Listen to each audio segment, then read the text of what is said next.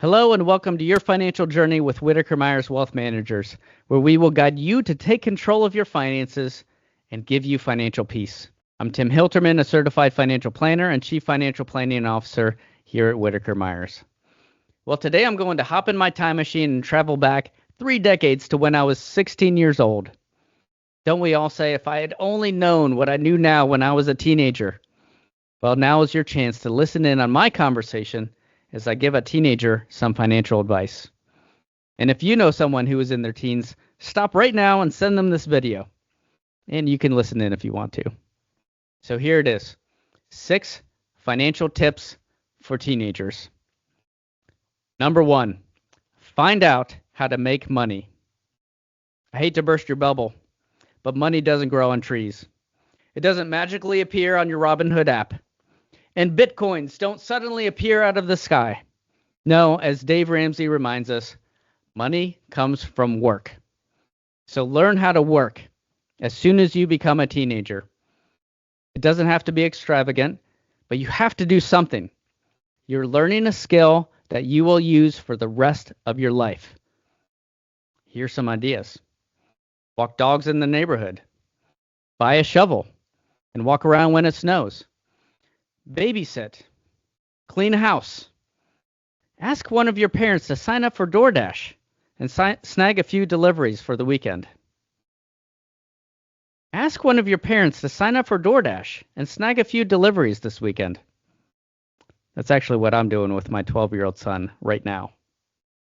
And if all else fails, ask your parents what you can do around the house to earn a few bucks. But get a job. Now, get a job.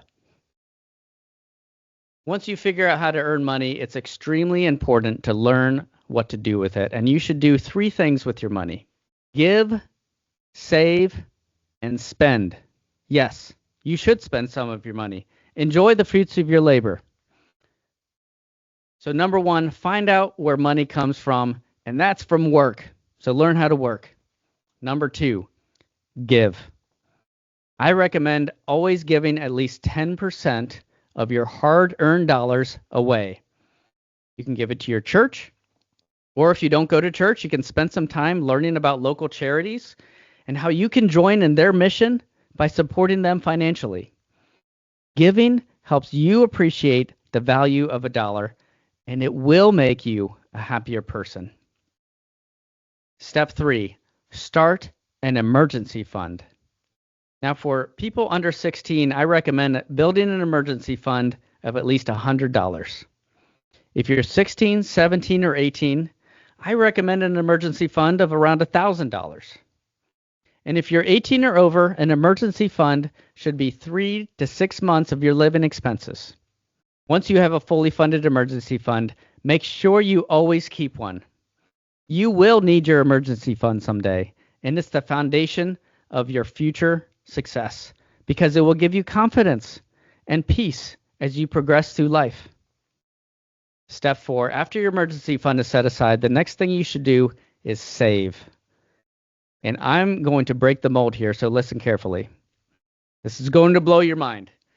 If you're under 18, I suggest saving 50% of what you make. If you're brave enough to follow my advice, your future self will call me and thank me. You're welcome. Now, I recommend saving and investing these dollars in a Roth IRA. You have to have what the IRS calls earned income, so talk to your parents or a tax professional. But the advantages of a Roth IRA are twofold. 1, if you invest in a diversified portfolio of what Dave Ramsey calls growth and income, aggressive growth, and international stocks, these have historically averaged 8 to 10% per year. And 2, all of the growth in a Roth IRA will be tax-free in retirement. Let me give you a quick example. If you save $100 a month and earn 8%, which isn't guaranteed, starting at age 15, by age 40, you'll have $87,000. And by age 16, you'll have $463,000. Let me take that up a level. If you save not $100, but $500 a month, earning that 8%, from age 15 to age 60, you will have $2.3 million. So save something as early as possible. Save a bunch as early as possible. It's going to benefit you in the long run. Now, I said to save 50% if you're under 18, but when you're 18 or older, I recommend saving 25%. Yes, Dave Ramsey says save 15%, but when you're starting out, you have the chance to do something special. You can prioritize your finances by always giving 10%, always saving 25%, and only spending 65% of your dollars. You might not be spending like your broke friends, but who cares? You will be building wealth faster than the vast majority of your peers. Tip 5, spend. That's right.